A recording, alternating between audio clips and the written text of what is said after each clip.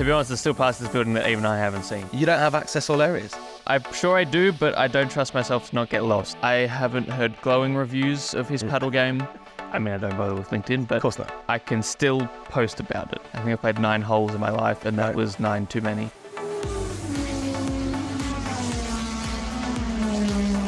Well, Oscar Piastri, it's great to catch up with you, and we're catching up in the McLaren Technology Centre. It's my first time here, just looking out the window now. It's an impressive place. I've had to walk past, so much history. Do you remember the first time you walked into this building and the emotions it gave you? Yeah, so I walked in here for the first time, I want to say 6 or 7 years ago. I actually had a little tour of MTC. Little did I know that like 5 years later I'd be racing for the team. So yeah, like that first tour was very cool. And then of course the first day I came here as a driver and working for the team was even more special. So it's a very, very cool place to come work. And yeah, glad to be a part of it. There's some really nice cars in the car park, as you can imagine. Yes. What's the one thing in this building that I'm not allowed to see that is quite cool? Is it the sim?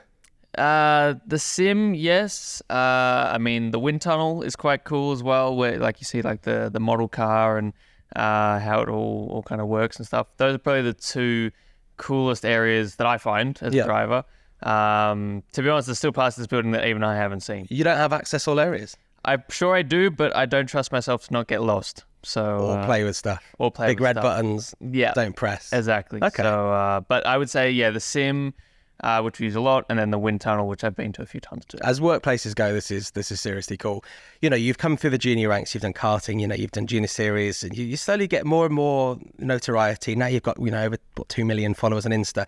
Are there any celebs, you can maybe not name names, but you can allude to them, that have dropped you a message, obviously hoping for that paddock pass?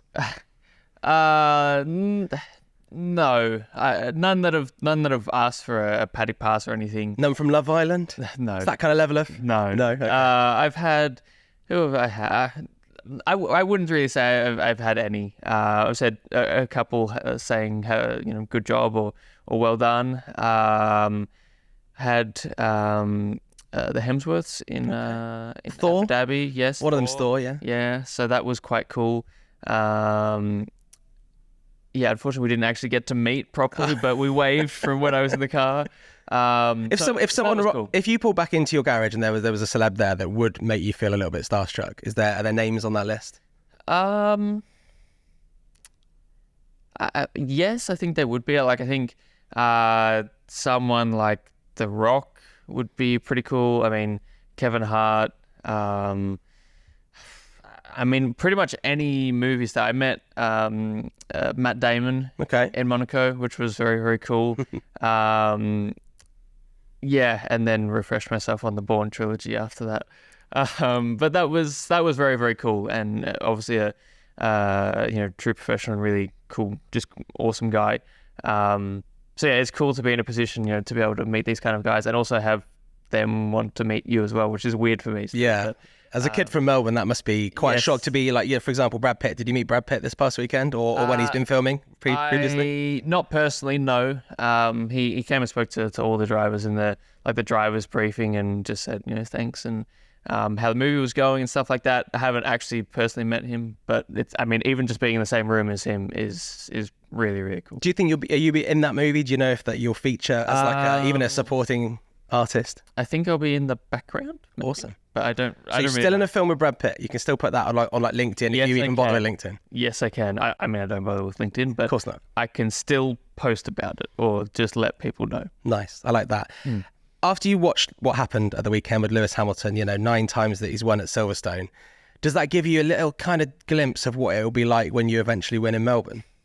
A little bit, yes. I mean, I think no Aussies won in Melbourne before, so that would be very, very special to be able to do that. I'm sure people aren't bored of Lewis winning at Silverstone, but I think it would have a slightly different feel to it, and hopefully we can be able to challenge for that kind of result in the years to come. But I think it would be a little bit different. I think I don't know. I think because it's not happened before, I think the Aussies would really get behind it, I hope. Oh, yeah, 100%. So yeah, that would be a very cool thing to do. It really, really would. Cool. I've got to ask you about Alex Albon spoke last week about the drivers' WhatsApp group, right? And he said it's really boring. He said you're just arranging like paddle. I know you've played a bit of paddle. Any good? I'm okay. Alex Albon's given me a lot of slack for being a bad paddle player. I have played against Alex. I would say we are a very similar level. So I'm not sure if that's a good thing necessarily, but I'm going to return the serve and say he's not very good either. Right. I'm not very good. Who is good? I know Max plays a lot. I've never played with Max. I haven't heard glowing reviews of his paddle game. Fernando is very good. Carlos is very good as well, from what I've heard. And Daniel is quite good. Yep. He's not played that much, but I don't think anyone's played that much paddle. I feel like it's just exploded in the last couple of years or so. Yeah. It's also golf. Everyone seems to play golf now. Are you a golfer? I'm not a golfer. No. No. I've never played. No. Never played. I've been to a driving range before. I think I've played 9 holes in my life, and that was 9 too many. I don't know. I feel like motorsport can be a frustrating game, frustrating sport at the best of times. So I don't really know why I'd want to spend my free time playing an equally, if not more, frustrating sport. I think golf is a thing that most people who want to like be good at something play golf and then get frustrated when they're not good at something. Yeah. And it's like, just don't play golf. Play something that's really simple. Play like noughts and crosses. You can probably get quite good at that. I don't know. But going back to the WhatsApp group, other than organising paddle, I want to know whether you're dropping memes of yourselves, because there's obviously that very famous meme of when that guy stacked it with the flying thing. Yes. That is an iconic meme. Mm-hmm. Are you dropping memes of yourself or stickers or the other No, none of that. It is quite boring. It's very.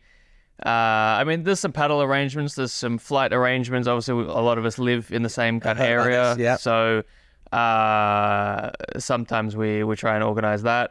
The rest of it is just talking about, the rules. Things that have happened over the weekend. There's no memes. It's not. Yeah. It's no not, heated conversation. It's not. No. About the rules. I know what drivers are like with rules. They care. I wouldn't say heated, but like we discuss it. Okay. But yeah, there's no. It's not like your typical like.